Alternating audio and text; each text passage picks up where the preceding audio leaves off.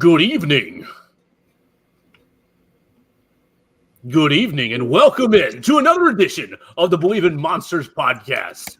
We're back 2 weeks in a row. Yeah, we're getting back on schedule.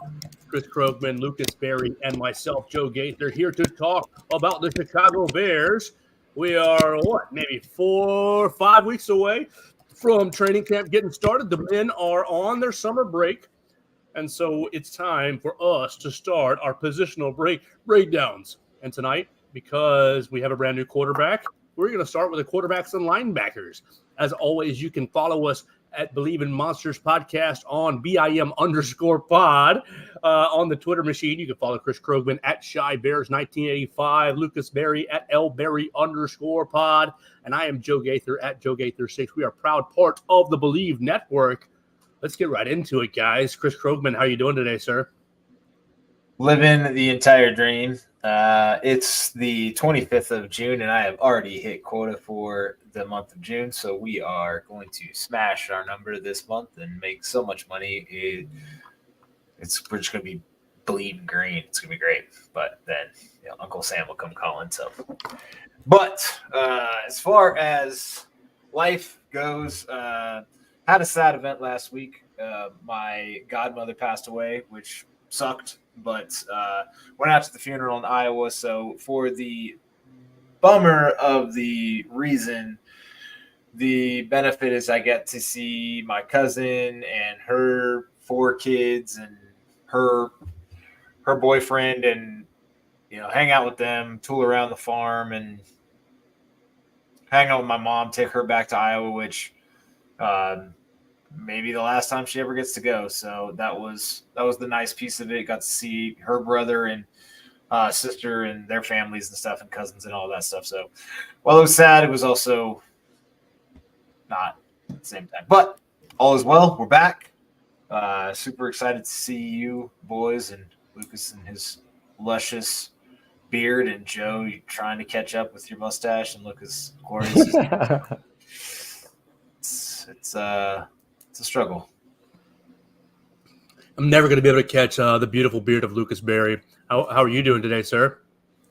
I think I might do a Joe Gaither mustache for week 1 this year. I don't know. Oof. Instead of Dick and mustaches, we're going to have Gaither mustaches for BIM pod.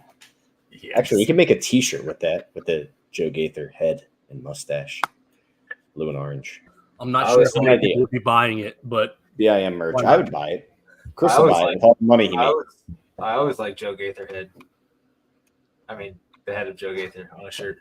Hop to it! I never know what is so viral and what's not, but that shit is everywhere. Oh my god, it's funny though. I'm surprised you don't know her, Joe. She's down there in that Alabama country. Well, I'm looking for her. Everybody's looking for that girl. Now, Joe, I do have a question for you, and please don't take this the wrong way. Can you differentiate the Southern accent, like what state they're from, according to what Southern accent they have? Only Louisiana. Really? Yeah. Only Why? Louisiana. What's special about Louisiana? Because the Cajuns don't really open their mouths at all. You've heard who's the Carolina Panthers? The Carolina Panthers wide receiver they just drafted. He's got the Cajun accent, and he's Oh yeah, what's that cat? The guy we all wanted in the second round from South Carolina, right? Leggett. Yeah, Corey Leggett. Yeah. He's Xavier Leggett. Corey Leggett. What are you talking about? Who's Corey Leggett? Corey Leggett. Well, shit. He's actually born in Mullen, South Carolina. Now that I'm looking it up, but Xavier Leggett. But yeah, the Louisiana accent, like the coach Orgeron. Yeah, go Tigers, LSU. We're down in the bayou. You get that. Oh, Waterboy, the guy from Waterboy. He's got the same LSU, Louisiana Cajun accent. Only that area. Georgia, Tennessee, Alabama, Mississippi. It all sounds the same. Good to know. I was curious about that. So, what's funny, man, is you say that, and the South is a decent area of country, while you have Great Britain or England or whatever is not as big, and there's 9 to 10 dialects in that shit, and people know the differences. They're all kinds of weird. I mean, you can hear all the differences from the Northeast alone, where all the states are on top of each other. Like my Pennsylvania accent, you guys like to make fun of, or Boston or New York. Yeah, or but you also sound like you're from Maryland a lot of times. So, Well, maybe it boils down to me just not being very smart. Well, I mean, that is a trait of the South. So, yeah, we're gonna put the 10 Commandments up, but that's all. Education for all, right? Woohoo! Hey, that's really all you need. Exactly. All you need is Jesus, Joe. Well, yes, that's a great starting point. It's a great starting point. Let's we got to build on those foundational blocks, please. A little reading, a little writing. Why do you think they were given to Moses on stone tablets to be a foundation? Exactly. So we got to build on that. Teach all the kids to first read the 10 Commandments. But yeah, no, maybe I'm just not that smart. The Louisiana accent I can kind of pick out, but everybody else just sounds the same. I heard. So we have talked about damn near everything. We have talked about damn near everything but the Bears so far in the first 6 minutes of this podcast. That's okay. That's the way that people like it. That's right. That's right. We talked about Joe's luscious stash and Lucas's beard and Bibles, and Joe's head. Haktui. All right. Joe, bet on that thing. Dude, so, I saw this guy made a shirt that said, if she don't hawk to her, I don't want to talk to her. Amen. Amen indeed. I thought that was amazing. Go buy that shirt. So I think her name is Haley. Haley, if you're watching, BIM Pod, I got a ring for you right now. Haley Welch or something like that, right? I think that's what I saw. Yeah. But we can make it happen, Haley. The other guys are taken. Yeah, for sure. I am not interested either. Allegedly, she got fired because of the viral. Yeah. Allegedly. So hopefully that's not the case. Hopefully she's making a lot of money off her viral fame. You want to talk about somebody who's making a lot of money? Tyson Bagent. Well, that wasn't who I was going with. Didn't something come out with Caleb Williams making some like $1 billion with his investment firm that he's starting? Like not now, but no, he will be like the youngest billionaire like football player or whatever. But it's like not till he's like 30, which is young, don't get me wrong, but that's still like what 7, 8 years away. It's a lot of investments he has to make. Something like that. Let's talk about the quarterbacks. Let's break QBs. QBs, baby. We've all been slobbing on Caleb Williams now. I'm doing a little hot tooey on Caleb Williams over the last couple of weeks. Well, since draft day. He's a shoe-in for the roster. Do we want to waste any time talking about his position? In what regard? Is that what you're talking about? Roster, like making rosters? Yeah, that dude, he's on the roster. Yeah, waste of time, right? So and he's the starter. He is the starter. That's so refreshing to hear because of the last two dumbass regimes saying, "Oh, you got to earn it in camp. We'll see. We're going to start Andy Dalton for a week. We'll start Sean Glennon." Start Sam Darnold. Glennon. Damn, you are off with your names today. Corey, Chris, now, I don't know if you were here the other week when we asked this, but how many snaps do you think Caleb Williams plays in the Hall of Fame game? 1. You think he's playing 1 snap? He plays 1 snap, hands it off, and leaves. Are you serious, dude? I think ESPN would murder George McCaskey on the spot if they did that. You don't care. He already has to do the Hall of Fame game, London and freaking Hard Knocks, and they're going to tell him how many snaps he has to play as freaking star QB. So you're telling me you actually think he's only playing 1 snap? Yeah.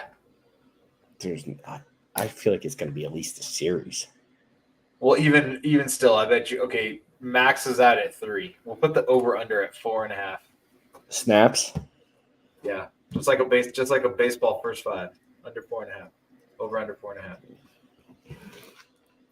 Damn, so you think they go 3 and out and they get him out of there? It's the Bears, dude, in the preseason. It's like a given. I think he's going to play a little bit in that game. They have to play, 4 games? 4 preseason games? Nah. Secret Bajan, man. Yeah, I say Bajan plays a shit ton. It's going to be fun watching him in the preseason. There might be some high-scoring games when you have a guy that won some games in actual games last year playing. I think he'll do well in the Waldron offense too, because he's just smart. Well, that brings us to a great place to start because Shane Waldron brought in his own quarterback during this offseason in Brett Rippon, who played in the Shane Waldron offense as well. So it makes me wonder, if Tyson Bajan's job as the backup quarterback is secure.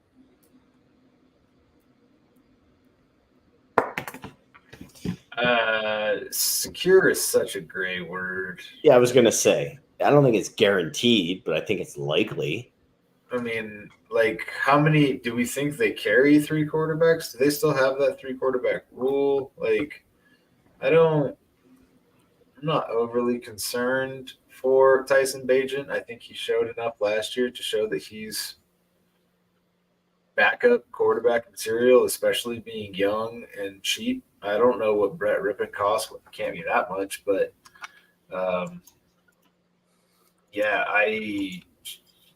my first thought is no. Like, no chance in hell. Yeah, I don't think Rippon is a big threat to be the second string quarterback, but I do think he will make the roster. He's going to be he's the quarterback that knows the system. He's going to be the guy they look up to for questions regarding the Waldron offense, and that'll be that. That's his role. He is cheap. I mean, he's under $1 million.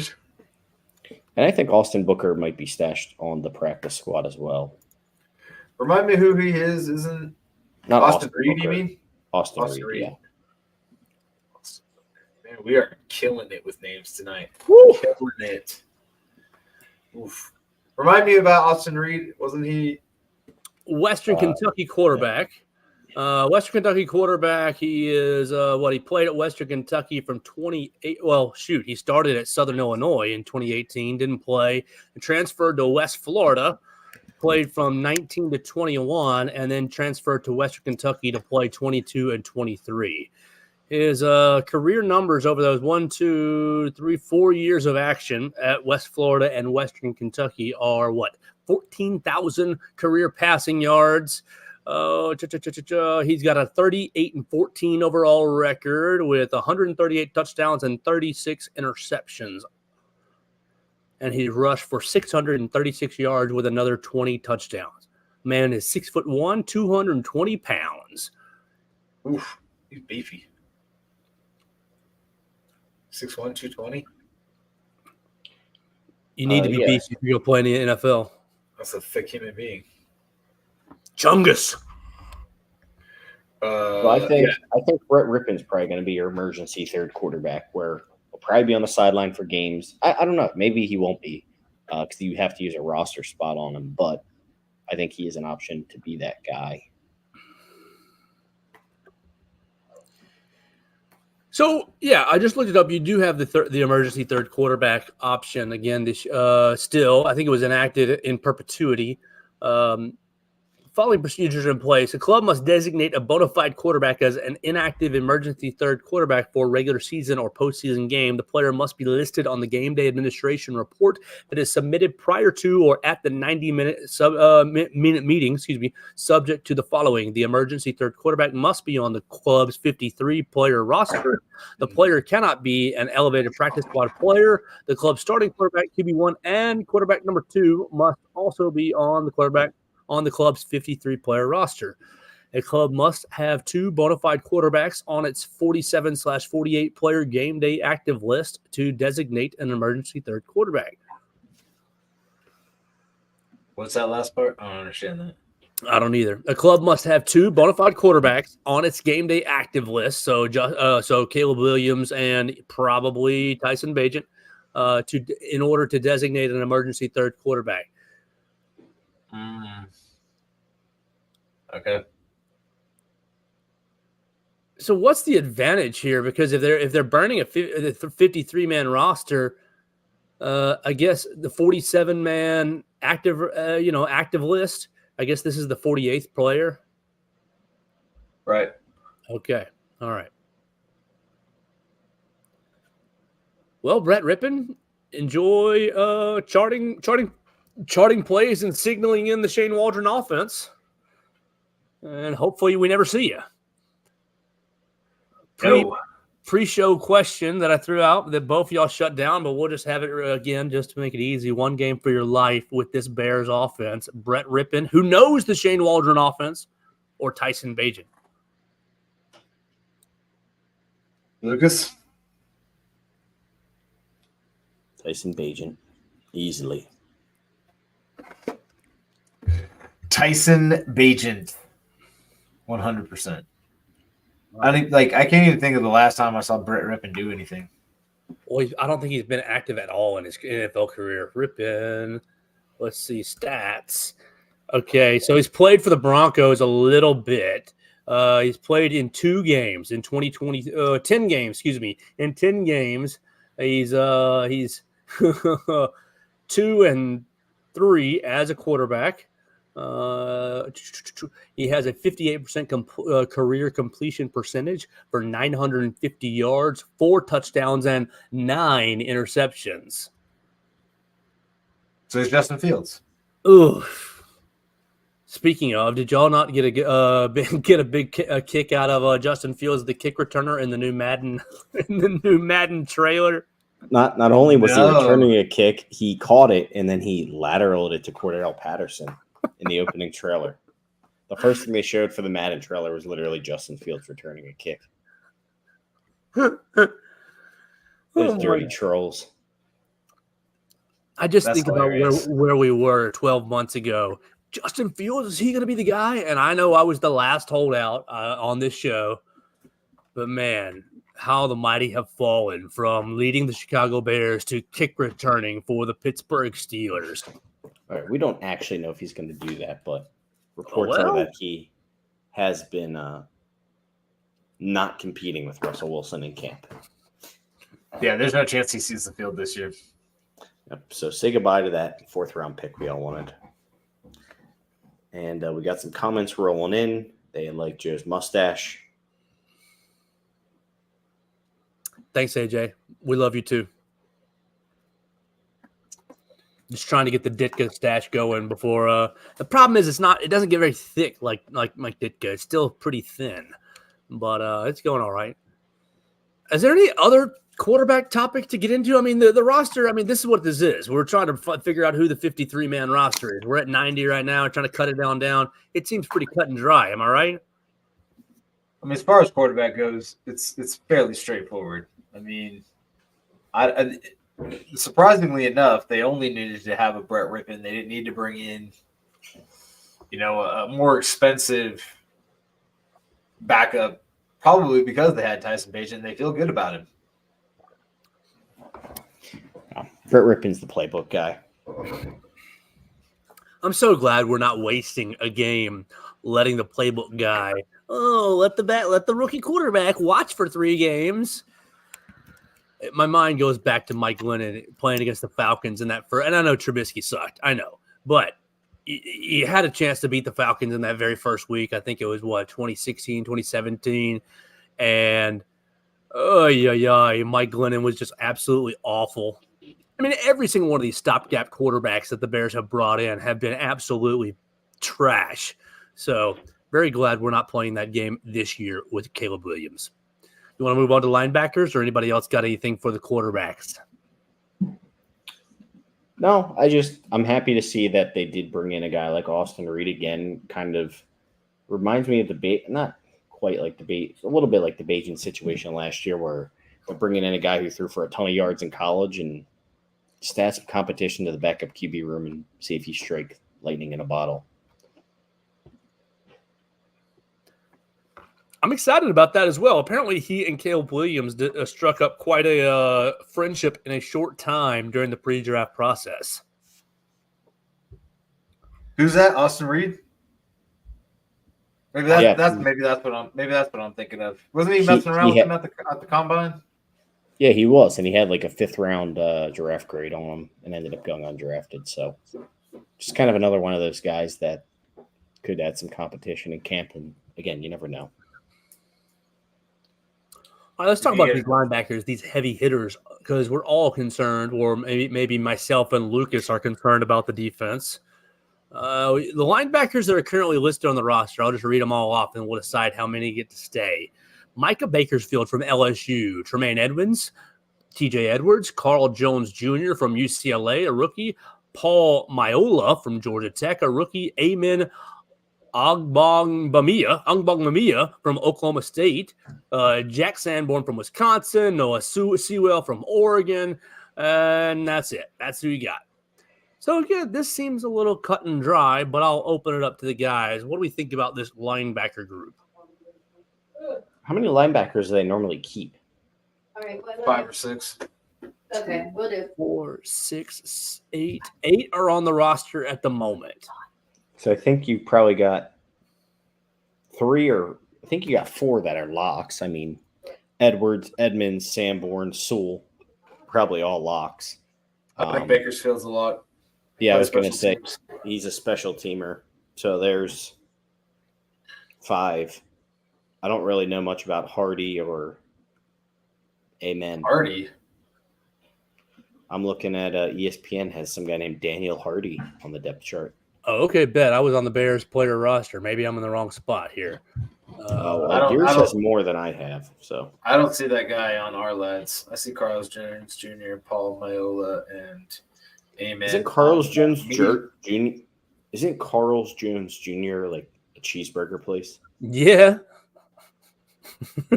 Yes, it is. It's like the West Coast Hardee's. It's like the same franchise, but it's on the West Coast. It's just Carl's Jr., though. There's no Jones. Well, hopefully he can pack a big old, $5 lunch. He's 6 foot 230. Yeah, he looks like a mean dude. He got long hair. Let's see. I'm going to look at him and Paul Maiola, and we're gonna that dude's definitely making it over Paul Maiola. They're the exact same height, dude, or exact same size, 6 foot 230. Oh shit! Carl Jones Jr. was listed as a defensive lineman for UCLA. So, undersized. I've heard good things about Amen Ogbong Miga, whatever. Ogbong Bamia. All right. So yeah, I've heard good things about that dude. I don't know if he's a player or not, but I'm excited for Noah Sewell's second year. He had a lot of promise coming out of Oregon. A lot of people thought, he was the guy that could have been a second-round pick at one point at the beginning of the draft process, or the beginning of the year last year, and then fell to the 5th? We took him in the 5th round. Yeah, didn't he have a knee injury or a hip injury that kind of put him down the depth chart or put him down the draft chart? I almost think he just didn't produce that much in his senior year. They had a new scheme and stuff. It's a big change there at Oregon. Mm-hmm. Ducks fly together. What I remember, Chris, about Amen Agbangbamia was the year of COVID when he was at Oklahoma State. It was him and Chuba Hubbard who were leading the Oklahoma State players in, are we going to boycott because Mike Gundy is wearing the OAN shirt? Mike Gundy, we don't know if his politics line up with all these black players, that sort of thing. He was the defensive leader to Chuba Hubbard's offensive leader. I don't know how player he is, but that's what I remember of him in college. He's a leader, though. Stands up. That stuff. Hey, that's fine. How much do you guys think they even play 3 linebackers this year? Like, if it's Edwards, Edmonds, and Sanborn, is that 40% of the snaps, 30% of the snaps. How often do you think they're playing three linebackers? Not much. Yeah, 20. not much.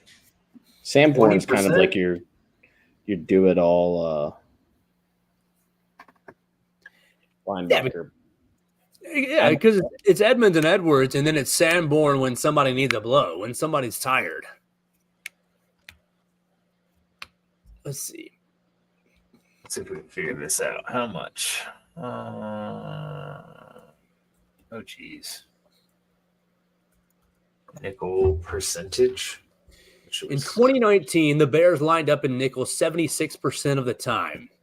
So obviously Damn. we're a lot further along. Wait, what? Wait, what did you say? That was 2019. Yeah, that's a while ago. Yeah, that was the first thing that popped up there. Yeah, I see that. Let's see. My next thing I think the from 2022, the Bears played 65% in nickel. So that's a little closer to what we're doing. I think they might only keep. I think they're only going to keep 5 linebackers. I don't know if they'll have 6 necessarily. No, I don't. I think that's probably fair.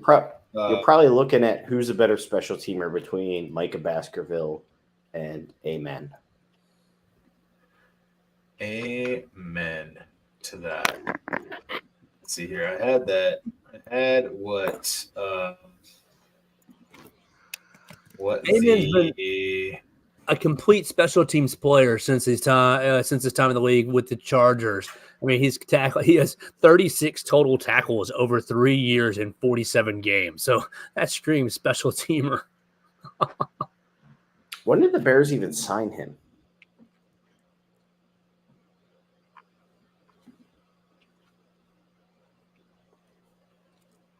Where the hell is March 13th.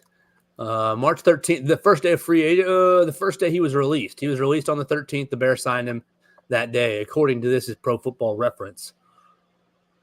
So the Adam Johns and Kevin Fishbane had an article on The Athletic where they did their early predictions for the 53 and had Edmonds, Edwards, Sanborn, Sewell, and Amen Ogbog Ben Bijiga over Baskerville. So where is Amon's? Is this his first year with the Bears, or where did they? Yeah, they signed him from the Chargers. Where did they acquire this young man? From the Chargers. Free agency. Well, amen. He's played in 3 years. In 3 years with the Chargers, 129 defensive snaps and 932 snaps of special teams. So he's been a complete special teamer. So that guy likes to play special teams, is what you're saying. Yeah. Well, good. We need a good special teamer. I mean, so with all those rules changing. I was going to say with the rule change, I mean, you probably are going to see a shift in the type of guys they play on special teams. Like, you're probably going to want more linebacker types on special teams to make tackles in the open field than just like straight line speed guys because they're not running as far, but they're going to have to shed blocks with them immediately. Yeah, see, I was thinking more defensive ends will make it more like tweener guys. Well, I think it makes it just really interesting in general to see like how teams deploy these guys. Yeah, that will be interesting for sure. Like, I guess like a signing like this kind of went under the radar, but like for the Bears, it could mean a lot for their plans on that side of the ball. I'm really curious to know if they're going to use Troy Taylor on kickoffs. I have a feeling that his backspin thing could be very useful with the new kickoff rule. Can he drop? That's interesting. Is he allowed to drop kick it? Can you punt it? Is it like a? I thought you were allowed to drop kick a kickoff. I think it just has to hit the ground first. But I know with the new rule, it has to hit the ground before. Like, you can't just kick it into the end zone. It has to hit the ground and roll. All right, so let's see if it says anything. Kicker with 1 foot on their receiving 40, cannot cross the 50 until the ball touches the ground or a player land. So the kicker cannot cross the 50-yard line. The 10 ticking Cannot until it hits the ground or player. Yep. Landing zone. No fair catch. If conditions call the ball that fall off the tee, we use a kicking stick. Penalty, setup zone, blah, blah, blah, safety kick. The kick will be from inside the 20, and the kicker will have the option to use the tee, the setup zone. So, yeah, that's on a safety kick. It'll be from the 20. What 20? Their own 20? Right in the NFL rulebook, though, it says a drop kick or place kick may be used for a kickoff. Mm-hmm. Okay. There you go. Use that monstrous Australian leg. Yeah, that'd be interesting. High kicks. But it doesn't matter because it has to land before anybody can do anything. Oh, okay. Or hit somebody, so he could throw knuckleballs at like the front defense and hit it off their shoulder, and we can go get it. That's going to be the new onside kick, kicking it right into an offensive lineman or one of those types face masks. I'm pretty sure you have to like declare when you want to do an onside kick now, though. You do, but that doesn't mean you can't get the ball if they drop it, right? That's why it's called hands team. They're not going to have a bunch of linemen with taped up fists there. Well, what if it's an accident? On a regular kickoff, they might. Yeah, what if it's not like, it's not a declared onside kick. We didn't mean to have it hit off your offensive lineman's face mask. Wink, wink, nod, nod. He just dropped it. I think it's an illegal kick then, dude. You got to kick it like over their head. I'm pretty sure. You got to kick it. I'm pretty sure the ball has to like land between the 25 and the goal line. And if it's any shorter than that, it's like they get the ball at the 40 or something like that. How much is this going to impact games this year? It's going to revitalize the whole special team, the kickoff. They're going to figure out some way to game it. It'll be interesting to say the least. Absolutely. It's going to save Velus Jones' job. That's your boy. That's my boy. Joe, if Velus Jones scores a kick return for a touchdown this year, will you buy us Velus Jones jerseys? I don't want a Velus Jones jersey. What if he returns a kickoff and Joe buys it? And Joe Biden? I don't know about that. Joe buys it. Well, I will if he does two. Two. What about one for a jersey, two for a jersey? Deal. That's hilarious. Deal. One for a jersey, two for a jersey. Deal. You can call it. You can record it right here. A deal. He's going to have to be. One for a jersey, two for a jersey, Joe. Deal. What if he returns like 5, dude? What if like it's just the norm now? That's what it's going to take for me to start to love him. And like even the bottom 5 kick returners in the league. You're gonna love him if he has one, Joe. We should just start betting overs now. We should start betting the overs now because there's just going to be kickoff returns all the time now. If that one touchdown comes against Green Bay, then yes, that's all it will take for me to love him. But other than that, he's going to take probably a couple real good ones. I thought, what's your problem here? Why don't you like Velus? I thought you were back on the Velus bandwagon. Because he went to Tennessee. Is that really your problem? He went to like another school too. He went to Southern California first. He was paving the way for Caleb Williams. That he is was there when Caleb was a freshman. That is a small part of it, but the other part of it, I think he's a fucking dumbass. Why is he a dumbass?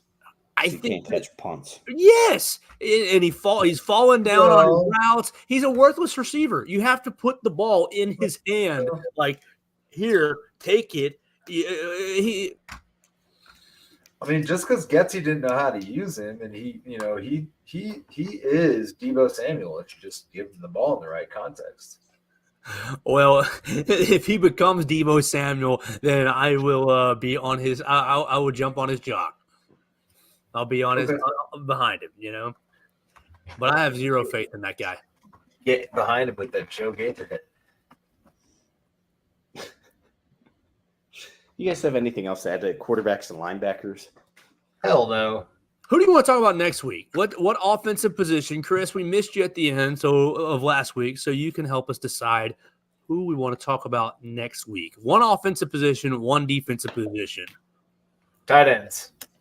Oh, we love those tight ends. I'm just feeling a little tight end Haktui. And Luke, what about you for defense? D ends. Are we Tight just ends and doing? D. Are we just doing 2 per week? Well, I that'll have get no idea. I had to go last week for a lot longer than I thought I would, and you guys just ran with it. Didn't we So determine that there I'm were in. 5 weeks and we had 9 position groups to go? So 2 every week would get us there. I think that was the math we did. You guys did math without me? Oh, man. So how many more weeks till camp starts? I think Last it's tight- the end of July, right?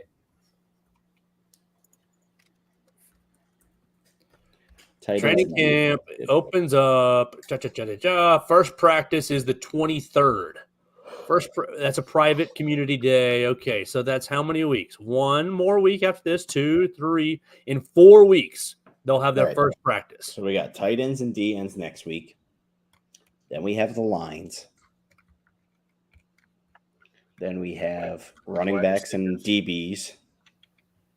And then what? Wide receivers and special teams? Yep. Okay. Can't wait for that week. Man, it's too bad. Like wide receivers, and once again is going to be like not an argument, which is freaking hilarious. Like, Cut Valus Jones. Honestly, I Who? don't really think there's going to be too many arguments on this besides like the biggest arguments are going to be O-line, D-line. yeah, Cut Nate That's Davis probably- now.